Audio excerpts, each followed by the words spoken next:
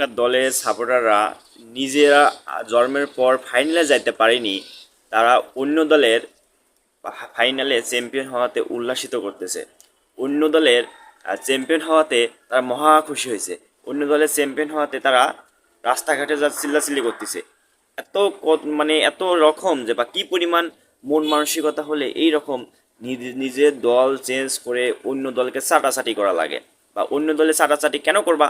নিজেরাই ফাইনালে আসো, নিজেরাই নিজের ব্যক্তিত্বকে বড় করো, নিজেরাই সব কিছু করো। কেন মানুষের উপর নির্ভর করে থাকবা? ফাইনালে কতবার আসছিলা ভাই তোমরা?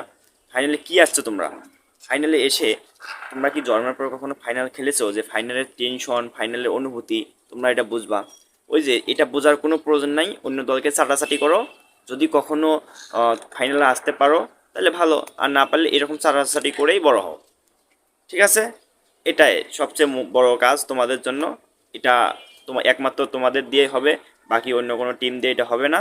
সুতরাং তোমাদের জন্য শুভকামনা রইল, আরও ভালো করে চাটা